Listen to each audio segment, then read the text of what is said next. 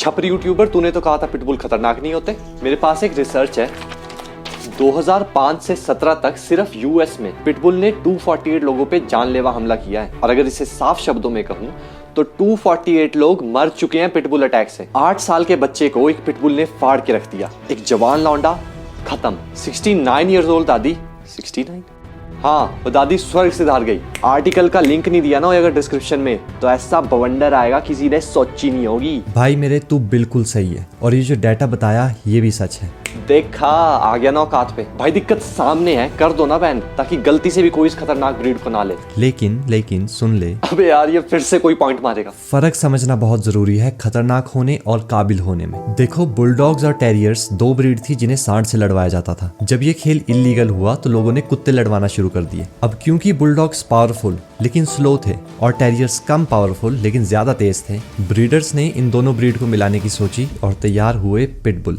अब देखो, पिटबुल एक ब्रीड है, लेकिन उससे पहले ये डॉग है और उससे भी पहले ये एक एनिमल है। अब जानवर चाहे कोई भी हो, वो दूसरे जानवरों को और इंसानों को एनर्जी के बेस पे समझता है, यानी कि आप फील कैसा कर रहे हो। अगर आप शांत हो, क्या आगे करना है उसके लिए कॉन्फिडेंट हो, तो एज अ जानवर वो आप पे भरोसा करेगा और आपके साथ रहने में सेफ फील करेगा। अब क्योंकि वो जानवर एक डॉग है, उसके रहने के अपने तरीके हैं। फॉर एग्जांपल, एक हस्बैंड वाइफ के रिलेशनशिप में दोनों पार्टीज का जानना ये जरूरी है कि सामने वाले को चाहिए क्या। डॉग के साथ रिलेशनशिप के केस में वो तो आपको अपना अनकंडीशनल लव दे रहा है, लेकिन क्या आप उसकी जरूरत पूरी कर रहे हो, या आपको पता भी है कि उसे चाहिए क्या। डॉग आपसे बोल के तो रिक्वेस्ट करेगा नहीं, तो क्या आपको उसकी बॉडी लैंग्वेज, साइकोलॉजी और बिहेवियर के बारे में कुछ पता भी है। अब हमारे डॉग की एक ब्रीड है पिटबुल। एक ब्रीड का रोल सिर्फ इतना है कि डॉग को याद रहे कि उसे बनाया क्यों गया था। पिटबुल्स बने थे लड़ने के लिए, इस वजह से इनमें काम खत्म करने की एक तगड़ी लगन होती है। समझ रहे हो ना?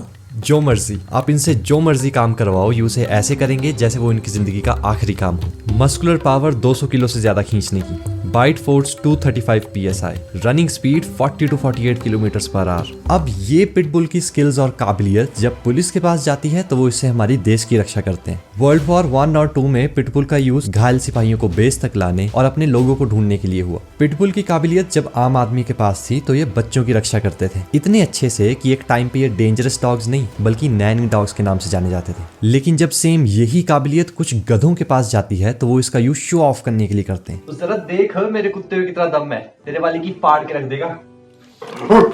पिटबुल और जर्मन शेफर्ड की लड़ाई।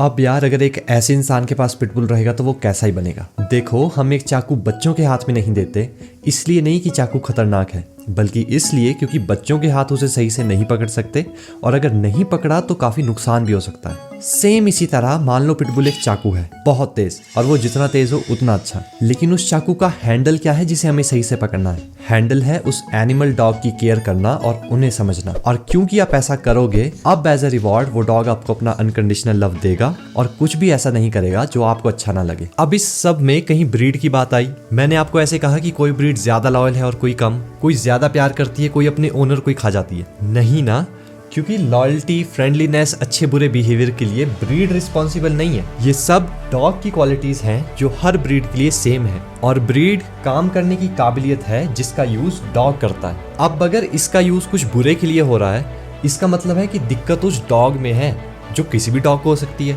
तो बजाय इस नॉलेज की रिक्वेस्ट करने के कि मैं डॉग को सही से कैसे समझूं, आप बात कर रहे हो कि ब्रीड को ही बैन कर दो। देखो, मर्डर तो चाकू से भी होते हैं, क्या करें, तेज धार वाले चाकू बैन कर दें, या फिर बच्चों के हाथ से और पिटबुल के केस में उन गधों के पास से इसे दूर रखें। और वो डॉग लवर्स जो सच में इस ब्रीड को लेना चाहते हैं, उन्हें प्रॉपर नॉलेज दें। नॉलेज ना, सब्सक्राइब करो।